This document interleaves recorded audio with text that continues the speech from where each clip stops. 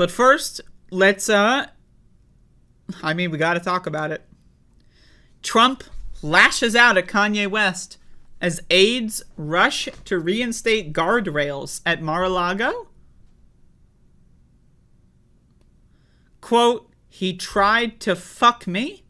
He's crazy. He can't beat me, Trump says of Kanye West. The backlash over former President Donald Trump's pre-Thanksgiving meal with an anti-Semitic rapper, Kanye West, and white nationalist Nick Fuentes. It's way easier to just say neo-Nazis, Kanye West, and Nick Fuentes. It's way easier. I don't know why we have to come up with this creative writing shit. They're both neo-Nazis. They have the same ideology. Has led the twice-impeached ex-president's aides to revive a 2020-era measure used to keep him from embarrassing himself, while Mr. Trump is reportedly blaming the disgraced musician for the negative press. Now again, think about this. Trump is not embarrassed that he had dinner with neo-Nazis that he invited, right? That's not the embarrassing part.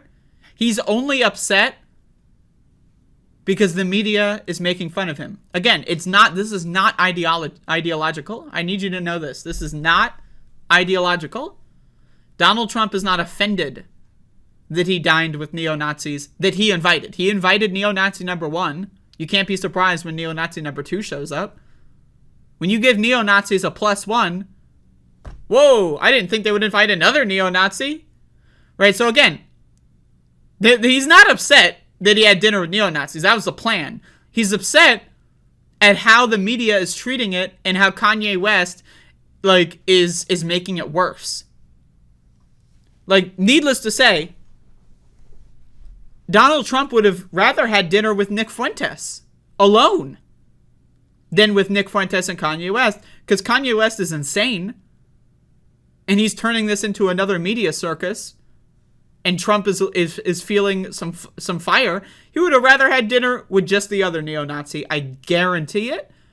Guarantee it. According to a source who spoke to NBC News, Mr. Trump has directed his anger at Mr. West, who just 2 years ago waged a third-party presidential campaign aimed at siphoning votes off from Joe Biden to help the then-president win re-election. Now, again, Kanye West 2020 run, if you can even call it that, it was barely a run. A lot of it was just a write-in campaign. It turned out afterward, all funded by right-wingers. It had 99+% funding from right-wing mega donors. Quote, he tried to fuck me. He's crazy. He can't beat me. Now, do I think Kanye West actually tried to engage in sexual intercourse with Donald Trump? No. He's saying fuck me as in, tactically, strategically, in the political presidential primary field. But it is funny language. It is funny language. Okay? It's hilarious language. The ex-president said, referring to Mr. West's stated intention about another campaign for the presidency with an eye toward the 24 general election. According to reports, it was Mr. West who brought Mr. Fuentes, a Holocaust denier and white nationalist who has long been one of Mr. Trump's most vocal supporters, to the... Now, again, I just want to say this. Nick Fuentes, I don't know, long been one of Mr. Trump's most vocal supporters. I don't think so. There was a whole arc after the election when Nick Fuentes said that Donald Trump was not right-wing enough. I don't know if anyone paid attention to Nick Fuentes during January 6th. A lot of mainstream media didn't know who he was. But people like us, that pay attention to, the granularity of politics and that have these online news shows, right? We knew who this guy was. This guy was lambasting Donald Trump from the right. One of Nick Fuentes' most famous rants is when Donald Trump and Republicans would talk about getting the black vote. Nick Fuentes said, why do we need black people in the Republican Party? He thinks that black people in the Republican Party are a bad thing. He said this multiple times. He said that the idea of Republicans trying to reach out to black voters is a disgrace. So again, I don't know, longtime supporter, you know, just to add some additional context there. NBC reported that the dinner was initially supposed to be a two-man affair for Mr. Trump to sit down with his friend in the wake of the Mr. West weird ass, like, come on now, public expulsion by multiple business partners who no longer wanted to be associated with him following a series of racist and anti-Semitic remarks on social media and elsewhere, as Trump referred to them, some rough statements on Jewish. Instead, Mr. West, who now legally goes by the mononym Ye, also theoretically pronounced Yee, brought a trio of guests, including Mr. Fuentes, an ex-campaign aide, Karen Giorno, and an online troll, former Breitbart news staffer Milo Yiannopoulos. By the way, not enough people are talking about how Milo Yiannopoulos literally, and I'm not making this up, said that he thinks now again, he's an ex-gay. He's an ex-gay, okay? Now he's an ex-gay anyway.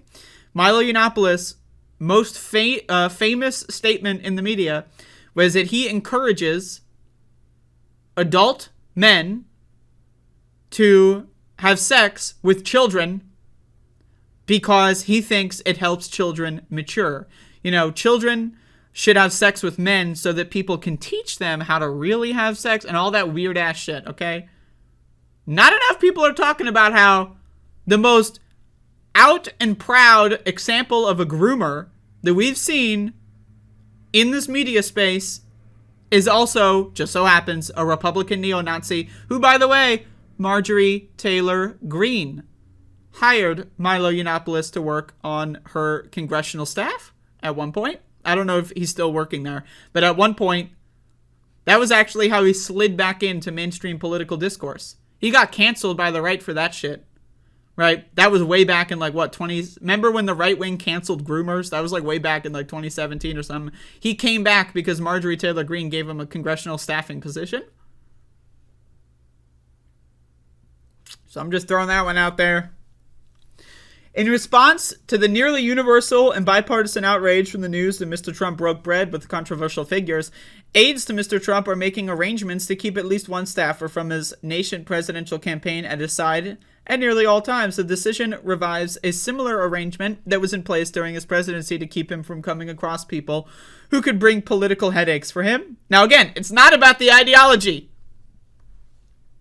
It's about if he wants to meet with neo-Nazis, he has to do it without more press. If he wants to meet with neo-Nazis, it has to be on the phone, on a burner phone. If he wants to meet with neo-Nazis, they have to be in an undisclosed location that the media doesn't know about. He has no problem having meetings with neo-Nazis. The problem is the publicity that he gets afterwards. So again, you know, and again, the quote, "he tried to fuck me," is pretty funny. Yeah. I mean, it's funny, but, you know, this guy was the president for 4 years. Right? So, that's not funny. But it's a little funny. There you go.